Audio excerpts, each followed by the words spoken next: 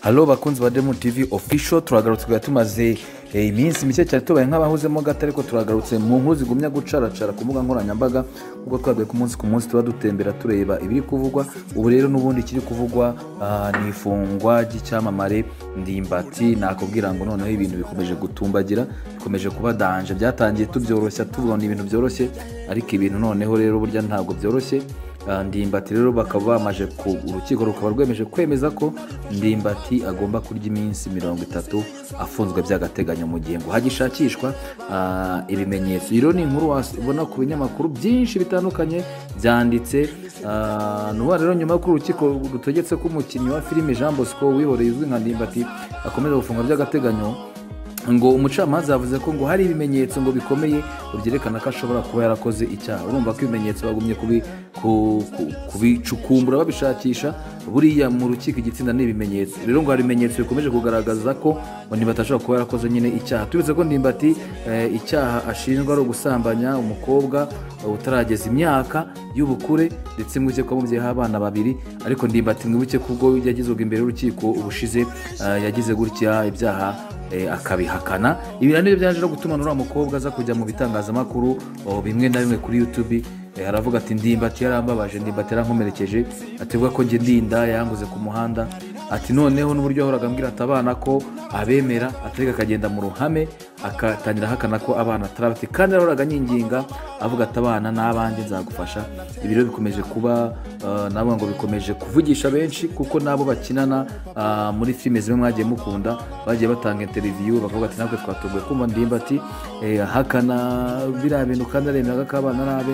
Ati natwe uburyo yisobanuye ati byaducanze, ariko nta kundi ubutabera nyine nabwo buzafata umwanzuro wabyo. Ikindi cyagarutseho kuri urubanza ni ibyangombwa by'umukobwa byagaragajwe. Amafishi mwarabibonye, amafishi asirikiraga bavuga ngo ntabwo igihe yakorewe yagakwiye kuba atari ko ateye, verisiyo afite ari verisiyo nshyashya, kandi icyo gihe umukobwa bavuga ko yaba yaravutsemo atari byo amafishi atari ko yarakoze.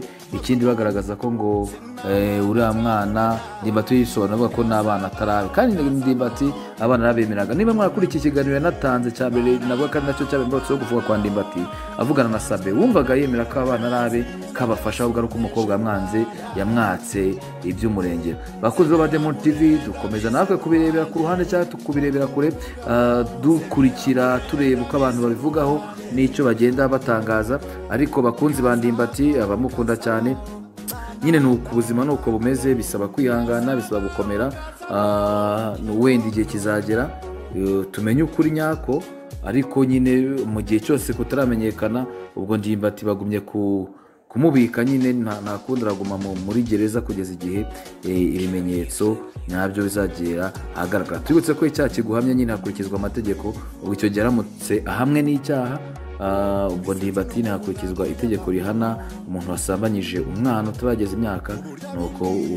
Nuko nyine tukabyakira twese nk'abakunzi bakunze Demo TV. Rero ibyacu nakagaruka inkuru nk'izi twababwiye mujye muguma mukore subscribe, share ndetse na comment, mwiruka no gukanda kukazogera kugira ngo mubone notification z'akaganiro akariko kose cyangwa ikiganiro dushyizeho. Turabakunda cyane rero, Imana yo mu ijuru ikomeze ibarinde kandi ibatsindire ikibi cyose, cyangwa se ikomeze ibatsindire ikibahiga. Abatameze neza namwe mwihangane, ubuzima niko bumera, mukomere. Ejo wenda cyangwa ejo bundi ibintu byagenda neza. Ubuzima nyine ngo ni gatebe gatoki, none bigenda neza ejo bikanga, ariko komera aho uri hose. Nimba ufite ibibazo humura, Imana irahari iragutabara. Igihe cyawe nicyo gitinze gusa, ariko kizagera. Reka mabwire ngo ciao, ndabakunda cyane. Ni Demo TV official akagaruka. Bye.